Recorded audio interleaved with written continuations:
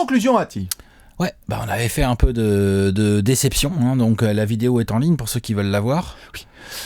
Faut quand même parler un peu des satisfactions, quoi, du positif un peu, quoi, On change du de sourire, tête, cette fois on smile. du soleil. Tout à fait. Ah, le soleil, Alex, on s'installe tranquillou. Donc, en effet, ceux qui l'ont pas vu, vous pouvez aller voir les déceptions tout de suite. On a bien vidé le sac à vomi. Cette fois, on va bien manger. On va se remplir le bidon parce que c'est quand même mieux quand on va est se faire tous un petit souriants. peu de chocolat. Ouais, du bon chocolat noir, exactement. On repart sur le même modèle. On a pris des choses positives. Évidemment, on vous attend aussi, vous, dans les commentaires, ce que vous avez bien apprécié sur ce début de playoff parce qu'il y a des gars, qui soient attendus ou pas, ou des équipes qui soient attendues ou pas, qui ont grave fait le taf. Ils n'ont pas attendu la semaine prochaine pour bien démarrer leur playoff. Exactement. Alex, tu veux commencer par qui ? Paul George, Thunder Paul George.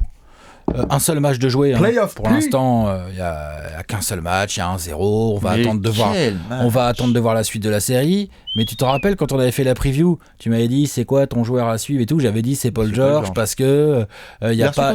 Il a reçu mon texto évidemment. Ouais, J'avais mis des flammes et puis des yeux. Ouais, playoff P avec des que jolis, des flyers et des jolis des yeux comme emojis ça. et tout le bordel, genre des endives aussi, non, des concombres. Voilà. Et j'avais mis des carottes, surtout pas de carottes, c'est des carottes barrées. Bien sûr, des carottes barrées. Mais en substance, j'avais dit que l'opposition à l'aile, c'était compliqué pour le... Paul George est un joueur compliqué pour le Jazz. Ah ouais. L'opposition à l'aile qu'ils ont à lui mettre en 1 contre 1, Jay Crowder, Joe Ingles, c'est pas pratique. C'est clair. C'est compliqué, c'est un joueur qui sait tout faire, Paul George. Bon, là, sur le premier match... Saturne, Jupiter. Oh, l'autre, il était chaud. Attention, il était très très chaud. Il sera sûrement pas aussi chaud. Enfin, j'espère pour le Jazz que Paul George sera pas aussi chaud à chaque match parce que, attention. C'est un spécialiste du genre. L'année dernière, je crois, au Game 1, il était. Il aime bien les playoffs, Paul George. Ouais, le Game 1. L'année dernière, ils se font sweeper par LeBron et les Cavs, mais lui, il se bat. Mais son Game 1 est incroyable, je crois. Et même toute sa série, elle est belle. Sa série est belle. Donc voilà, Paul George playoff. De la défense quand même assez sérieuse. Et puis alors, en attaque, les tirs qui rentrent, de la création, un peu d'agressivité, enfin... Pas d'hésitation sur les shoots à 3 points. Ouais, pas d'hésitation sur les shoots à 3 points. Du coup, il se retrouve à 8 sur 11, ce qui est quand même très sale. L'arceau était la taille d'une piscine. Donc là, on a vu un Paul George, et du coup, dans ce sillage, on a un Westbrook à côté en 29, 8, avec 12 000 rebonds et puis 14 000 passes décisives. Voilà le forceur, en mode forceur.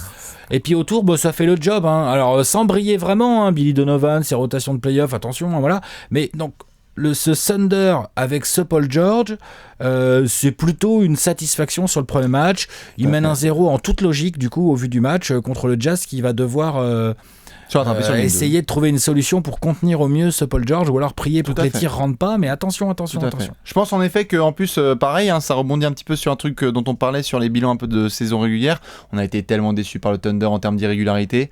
Honnêtement, je pense que les fans du Thunder, les fans du Thunder, vous me dites si je dis des conneries, mais tu regardes ce Game 1, je pense qu'il y a plein de monde qui a fait c'est ce Thunder là que j'attendais. Oui, voilà, c'est ce Thunder là qu'on attend, mais on veut bien ce Thunder là au Game 2, au Game 3, tu vois, parce que si au Game 2 on a Paul George à 4 sur 18 avec une défaite pourrave et tout, et Westbrook qui croque le money time, tu vois, on va tous faire genre ok, d'accord, le Thunder. Merci le Thunder, on les a retrouvés. Ouais, voilà, c'est ça, tu vois. Voilà. Donc d'ailleurs, c'est ce soir, je crois. Donc là, c'est vraiment une conclusion hâtive, mais sur ce premier match, Paul George, Thunder assez sérieux, et puis un Paul George étincelant. Donc ça fait plaisir à voir. C'est compliqué pour le Jazz à jouer. Cette équipe-là est compliquée à jouer pour le Jazz. C'est sûr. Évidemment, comme Alex le rappelle, conclusion hâtive. Donc ça veut dire que ça ne voit un match de jouer. Tout à fait. Alex, moi j'ai envie de parler de juste la meilleure équipe de ce début de...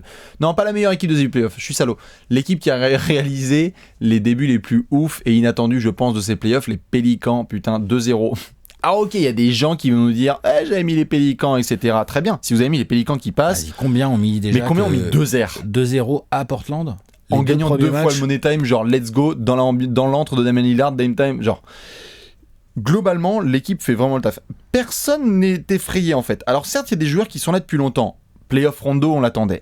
Jrue Holiday, il a pas 21 ans. Nico Mirotic, il a déjà vécu des grandes rencontres. Anthony Davis, c'est un monstre. Anthony Davis, c'est un monstre. Mais en fait, ce que je trouve ouf, c'est que quel que soit le scénario un petit peu, genre ils ont essayé de jouer un petit peu rapide et ça a pu marcher. Ils ont essayé un petit peu de jouer à 2 ou à 3, pick and roll, Anthony Davis en l'air. On l'avait dit en preview, il n'y a pas un type dans l'Oregon. Bon, déjà sur Terre, il n'y a personne, mais encore moins dans l'Oregon qui peut aller le chercher. Donc il y a du alley-oop à tout va. Yusuf Nurkic, il n'en peut plus là déjà, alors qu'on en parlait pendant la preview.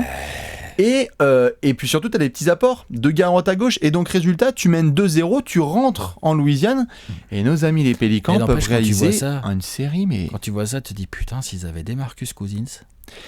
Eh ben justement. Bon bah quand même, tu vas pas commencer à me dire que avec des Marcus ça serait moins bon. Je dis Ce pas serait différent. Voilà, je dis pas, mais il y a d'options. Oui, non tout à fait, mais il y a un côté un peu genre, mais c'est ça qui m'hallucine en fait avec les Pelicans sur ces 2 premiers matchs. On les a beaucoup critiqués, Alvin Gentry, etc. On est en train de se marrer, même le contrat de Jrue Holiday qu'on a été les premiers à critiquer aussi.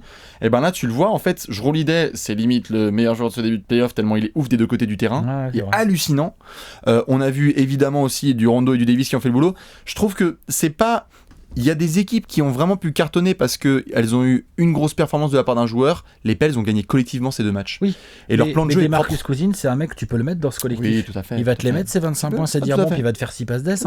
Et puis tu sais que pour Nurkic, c'est pas un cadeau. Bien sûr, ce sera un cupcake. C'est moins aérien, mais enfin. Dans tous les cas, félicitations vraiment aux Pels. Il faut finir le boulot à la maison, mais là, incroyable. En termes de résultats, il fallait les féliciter. Il y a une espèce de détermination là, de ce groupe. On avait vu Rondo l'année dernière, ça menait 2-0 avec Chicago avant de se blesser, etc. T'as l'impression qu'il veut revivre ça et cette fois ne pas se blesser et créer vraiment l'upset. Parce que si tu fais tomber Portland, que ce soit en 4, 5, 6 ou même 7 matchs, eh bah putain, c'est bien. Je sais pas combien de. Il y en a un qui ont mis les Pélicans en demi-finale. Il y en a plein qui l'ont mis et ils font une pure saison, mais. De cette manière-là, 2 fois à Portland, sans craquer. Non, sur l'entame de série, c'est très propre, c'est très sérieux. Tu vois, le game 4, c'est surprenant, dans le bon sens du terme. Game 2, 100 à 99. Portland, 3 minutes à jouer sur un 3 de, je dirais, Alfaro Camino. 3 minutes à Portland. Il termine sur un 13-2. Quoi ? Tu termines sur un 13-2 à Portland ? Trop propre. Bravo les Pels. Ouais, bravo. Franchement, bravo. À finir, pour pas qu'on regarde cette vidéo dans une semaine et qu'on fasse alors Portland mène 3 dans la série. Ouais. Et qu'on soit comme ça. Alex, qu'est-ce qui t'a fait plaisir aussi ? Les Celtics.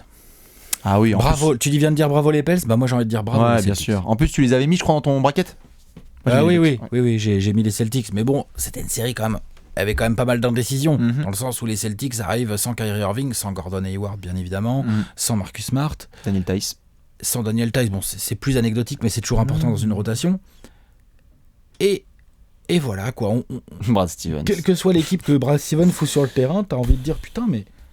Genre bon, on parlait dans la vidéo des déceptions, j'ai défoncé Eric Bledsoe, encensons un peu Terry Rozier. Ouais. Sans déconner. Jaylen Brown. Ah, Jaylen Brown, je vais y venir. Mais Terry Rozier, sans déconner, c'est top, hein. Tu vois, il a ce petit côté foufou, Terry Rozier qui prend des tirs, des machins, c'est un scoreur et tout.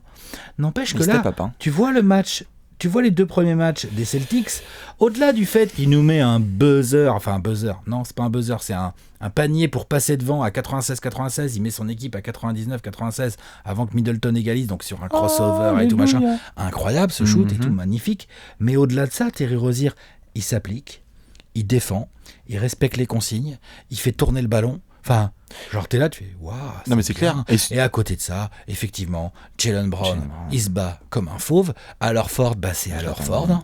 C'est Al Horford, c'est intelligent. Tout à fait. Le banc, Shane Larkin, Greg Monroe et Marcus Morris, ils sont en train de la mettre au banc des Bucks, c'est hallucinant. Incroyable. Ouais. Bon, alors pas incroyable parce qu'on savait que les Bucks, le banc des Bucks, mais là ils sont vraiment en train de quand même, c'est violent. Ouais. Et puis Jaylen Brown là qui vient de faire son carrière high en playoff, donc 30 pions, donc match 2. Jaylen Brown qui step up. Enfin. En fait, c'est ça. Il y a Brad Stevens, évidemment, mais c'est exactement, putain, le Celtic Spirit, c'est pas une légende. Non, c'est pas une légende, ils sont en train de la mettre. Ce TD Garden, quelle que soit l'équipe que les Celtics s'alignent, c'est dur à prendre, quoi. Ça se tape, ça joue dur. Là, il y a pas beaucoup d'expérience du coup à part alors fort, tu vois. Ouais. Mais ça joue. Ça n'a pas peur. No excuse. Ça fait tourner le ballon, ça s'applique, ça prend les gros tirs, ça putain. Et ils sont en train de prendre de l'expérience là, la triplette Terry Rozier, Jaylen Brown, Jason Tatum. Attention à l'XP les mecs gars. Ils sont en train de grandir là, laisse tomber, c'est un truc de fou. Parce qu'on est en train à chaque fois de parler de Marcus Smart en renégociation de contrat. Attention, Terry Rozier, il est derrière. Voilà, Daniel, il est en train de. Là, il a appelé l'agent de Marcus Smart, il a dit ça t'intéresse la mid-level exception? Ça t'intéresse la mid-level ou pas? On va voir si ça va évidemment sur le dossier Marcus Smart. N'empêche que ça me permet de rebondir sur un dossier sur lequel on s'était beaucoup marré, une grande partie aussi de la communauté NBA française et même celle de Boston. Terry Rozier disait en janvier, c'était je crois janvier-février, vous me dites les fans de Boston si je dis des conneries, qu'il aimerait être meneur titulaire en NBA. Et on prenait ça avec un petit peu de rigolade parce qu'il y avait du Marcus Smart devant, il y avait du Kyrie Irving, etc. et qu'on l'avait pas trouvé en tant que titu. Putain.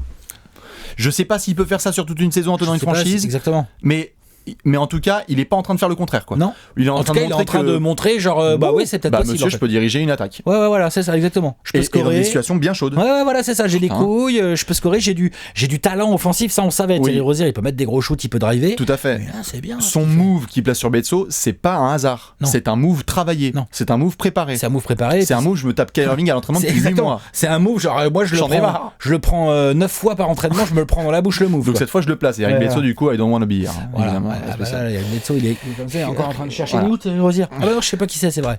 Horrible. En tout cas, bravo Boston. Tout à fait, t'as raison. Et les Celtics font vraiment un pur début de série. Ouais. Top. Fait plaisir à voir. Ouais.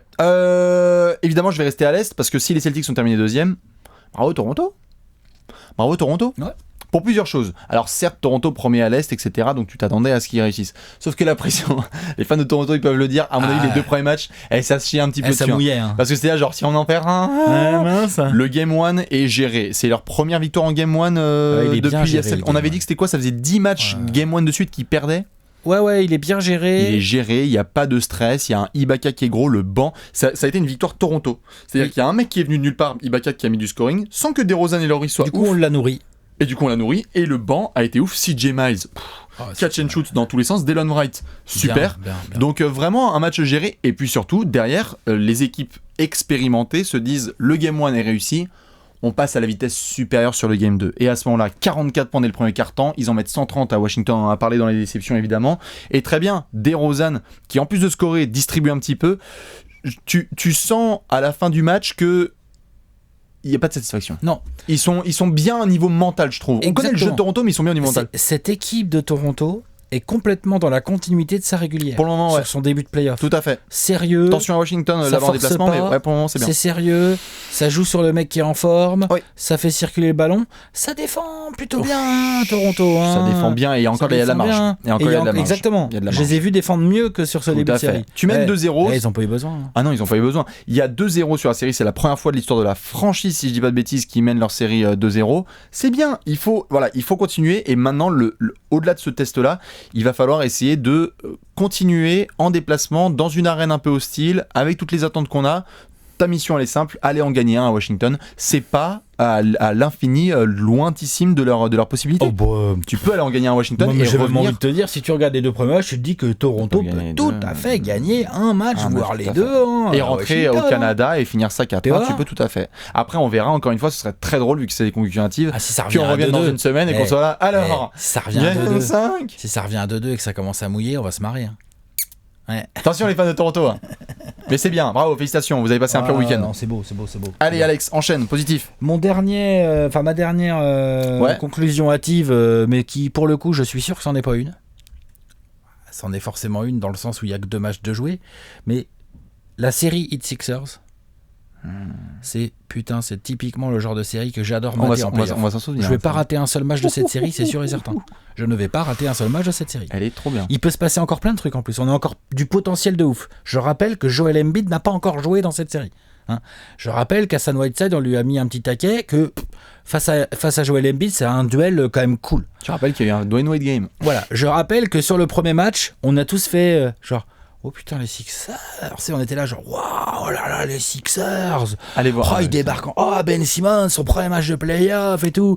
Genre qu'est-ce qu'on a reçu comme tweet en sortie de Game 1 et en sortie de Game 2. Moi je dis là parce que dans les previews, pour ceux qui n'ont pas vu, j'ai dit que c'était peut-être mon upset du premier tour de playoff. Donc j'ai dit que le Heat pouvait tout à fait passer. J'ai mis 4-3 Heat, je crois. Donc là, je me suis fait un petit peu chambrer et tout. Mais c'est le jeu, c'est normal. Sortie de Game 1, il y a plus 30. Sortie de Game 1, t'es là, tu fais oh là là. T'es là genre bon Miami. T'es fan du 8, tu fais oh putain. Oh là. Ils ont compris tous les match-up. Comment on fait pour en gagner un en fait, il y a un peu de ça. En fait, il y a pas de problème. En fait, tu sors la défense en acier trempé, la défense Winslow et James Johnson. Ils ont fait un boulot défensif global et sur Ben Simmons, mais aussi sur les autres joueurs autour. Extrêmement intéressant. ça a joué dur. Ça a appliqué le plan à la Spoelstra. Spoelstra, les ajustements de Spoelstra, c'est complètement incroyable. C'est vraiment impressionnant. Merveilleux. Et puis, bah, il y a Dwayne Wade Game, quoi. Putain, l'autre. Annoncé en plus. Parce que ça démarrait mal, le Game 2, rappelle-toi. Le Game 2, ça démarrait en mode... Il y a 19-10, je crois, ou 13-6. On est là, on se dit, oh là là, les Sixers sont repartis pour faire la même, en gros. Nouveau rythme de Game 1, Dario Saric et Arsène Ilyasova, c'est la teuf. Dwayne Wade rentre et commence à scorer, tout ce qui tente, c'est un panier qui va au fond. Genre il était jusqu'à 6 sur 6 ou 7 sur 7. Ouais, je crois qu'il y a 29-22 Sixers et qu'il y a 40-31 après. Il y a un 19. Et là, il y a un run animé par Dwayne Wade en attaque qui est intouchable, et il y a une défense. Mais genre, moi j'étais devant mon écran, je suffoquais. Hein. Moi je respirais qu'une paille. Ouais, bien sûr. Ah putain, il y a une défense de chien galeux, comme... Le Heat est l'une des rares équipes à pouvoir proposer, en fait. Le Heat est l'une des rares équipes en NBA qui a cet alliage de... Ils ont le dog déjà. Ils ont des chiens galeux à un peu tous les postes. C'est-à-dire que t'as James Johnson pour les mecs 3-4-5. T'as des Josh Richardson, des Tyler Johnson 2, 3, et des Justice Winslow en 2-3-4 machin. Et même, tu sais quoi, les Olynyk, les Bam Adebayo pour les pivots, c'est quand même relou. Non, mais nasty cette équipe de Miami. Et plus tu as un Dragic qui est une tête de con qui défend pas hyper dur, par contre c'est une tête de con en attaque, quoi qu'il arrive il continuera à jouer son jeu, à driver, à prendre des trois, à rentrer dans l'art et tout. Alors évidemment Dwayne Wade qui sort du banc, qui nous fait le Dwayne Wade game, bon ça va peut-être pas arriver à chaque fois, encore que moi je demande que ça, de voir Dwayne Wade en Revival 2006 là, moi j'ai halluciné. Mais la série globalement. Du coup voilà, tout ça, parce que les Sixers ont un talent fou, Joel Embiid va revenir, il a dit qu'il en avait déjà ras le cul là, que ça frétillait et c'est tout. Ça, c'est qu'il y a trop de trucs sur le terrain et en dehors il en peut plus là de revenir et tout machin. Moi, je fais partie de ceux qui pensent que quand Joel Embiid va revenir, je pense que c'est limite un motivateur pour Whiteside et que Spoelstra, en fin tacticien, va clairement essayer de motiver, fin tacticien, fin meneur d'homme, va clairement dire à Joel Embiid, genre, mec, là, je vais te faire jouer. Là, si tu me convaincs d'entrer, tu vas pas avoir que 12 minutes ou 15 minutes. Tu vas l'avoir ton match. Mais genre, vas-y, fais-moi faire des fautes à Joel Embiid. Rentre dans sa tête. Bats-toi au rebond. Montre que tu fais 2m16 et tout. Ça va être fabuleux. Et pour moi, cette série, vraiment, c'est la grosse satisfaction de cette entame. Ouais. Parce que les Sixers ont une hype incroyable avec du talent de ouf. Et je trouve que le Heat est l'adversaire parfait pour faire une série incroyable. Ouais, ça peut terminer en 7. Si ça va en 7. Non, incroyable, on verra ce que ça va donner. Mais non, c'est clair. C'est une des plus belles séries pour le moment, alors que pourtant, t'as eu un espèce de blowout au game 1 parce que la deuxième mi-temps des Sixers est folle. Et pourtant, on était excités, quoi. Ouais. Et sur le deuxième, c'est pas non plus un match extrêmement beau, mais ça restait intense. Hyper beau, mais c'est du putain de basket. Ça pue l'Est, en fait. C'est une série qui pue l'Est. Ça va pas forcément des deux côtés shooter extrêmement bien, mais par contre, ça se tape, parce que j'ai parlé beaucoup du Heat. Proba de bar fight sur les games 3 et 4. Et voilà, j'ai parlé beaucoup du 8, mais ça se tape côté Sixers. Non, clair, et Ben Simmons, les Dario Saric, tout ça va au mastic. C'est pas le genre à baisser les yeux. Non, c'est sûr. Donc ça, c'est bien aussi. Ouais, non, c'est clair. À suivre, évidemment, le game 3, ce sera à Miami. Alex, moi, il y a un garçon dont on doit parler, évidemment, parce que on le sait, il va remporter un trophée, là, en juin. C'est celui de Most Improved. Ah bah 0+0. Hein. La tête à Oladipo. Hein. Ouais. Et puis Monsieur Victor. C'est des zéros, c'est des beaux zéros. Non, mais Victor Oladipo. Au-delà, c'est quoi cette saison de Victor Oladipo là, c'est quoi cette saison des Pacers? Bref, c'est quoi? Attends, comme on l'a dit, encore une fois, conclusion active, donc time out, si ça se trouve, les Cavs vont rouler sur les Pacers très bien. En fait, moi, ce qui m'hallucine, c'est que, il y a une sérénité d'Oladipo qui est sortie de ce game. J'ai fait, genre, il est où le mec d'il y a un an en fait? Oui, c'est ça. Genre, c'est qui ce mec? Il a pris 3 ans. Le mec d'il y a un an, ou le mec du Magic au début et tout, attention. Je crois qu'il a pris 3 ans à tête. Il est serein. Alors, certes, Oladipo, on le sait, dans la série, enfin, moi en tout cas, je peux l'affirmer, dans la série, il va avoir une sorte d'anti-Oladipo game où je pense qu'il va être bien défendu. Il va peut-être shooter à 4 sur 12. Peut-être, on verra, peut-être qu'il sera capable de lâcher un peu sa balle. Hein. Tout à fait. Et en tout cas, là, ce sera très dur pour lui de shooter aussi bien toute la série que son game 1. C'est chaud, le mec, il était sur Jupiter. Évidemment. Donc, évidemment. Mais ce qui m'a plu en fait, c'est que en tant que jeune franchise player et début de leader de cette équipe, tu le vois dans le match serein et surtout en sortie de match, conférence de presse, que ce soit sur le terrain, donc interview et conférence de presse. On n'est pas là pour déconner. Hein. Moi, le game 2, je veux le gagner. Et je le crois. Genre, le mec, quand il parle, je suis là, genre, putain, genre, Oladipo, je pense, là, c'est ce soir le match des Pacers contre les Cavs. Genre, moi, je suis les Cavs, je me suis chié dessus parce que il a envie de jouer sérieux.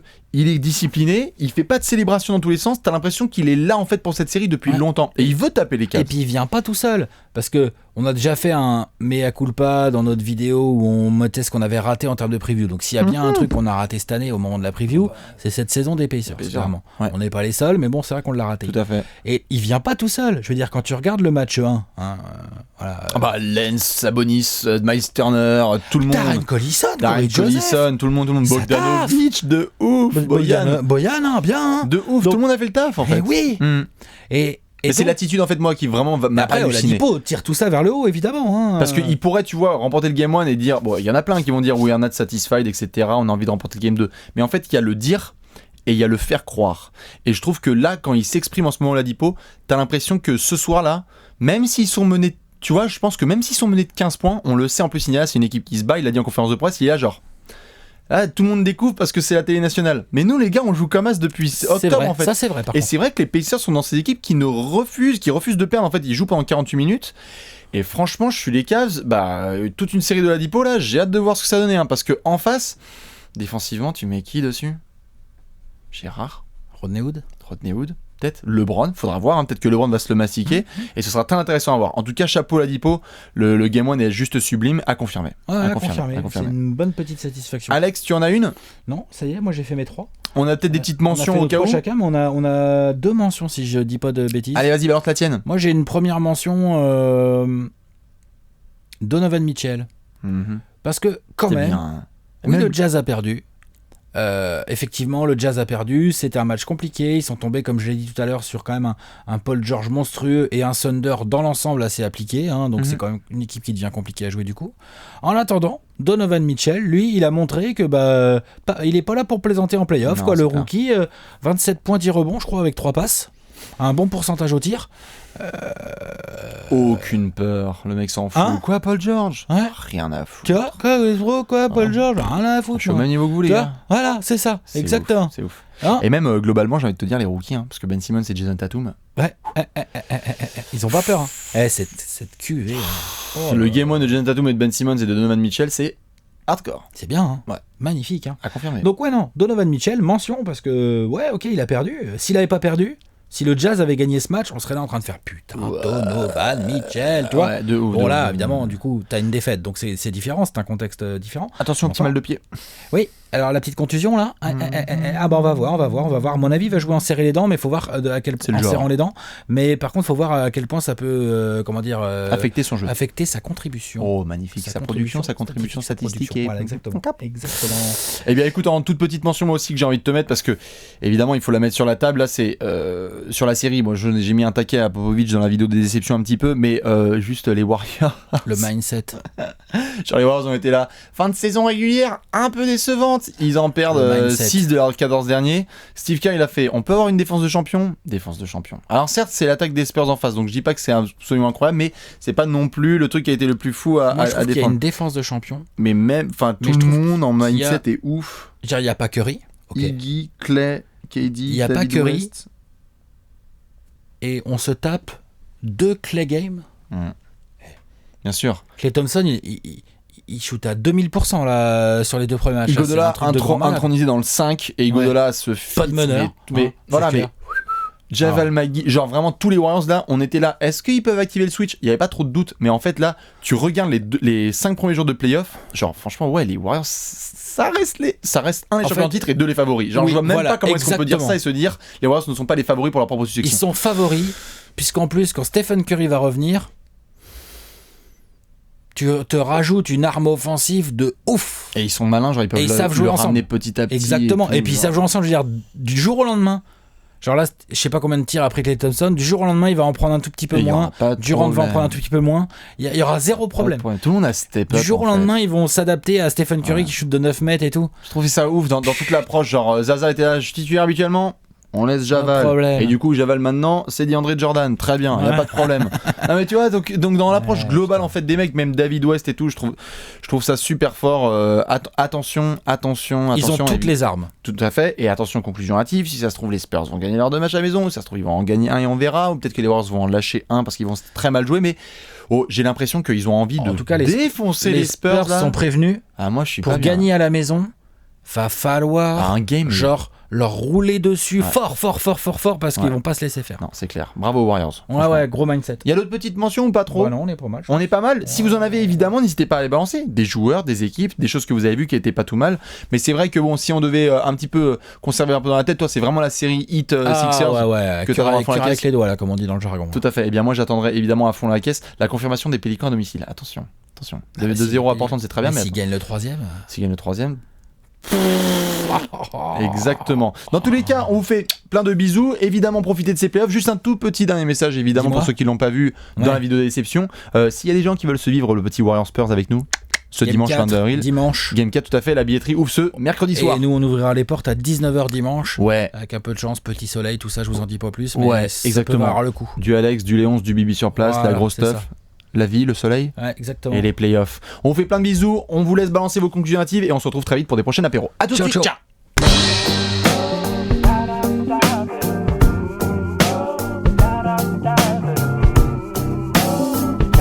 Da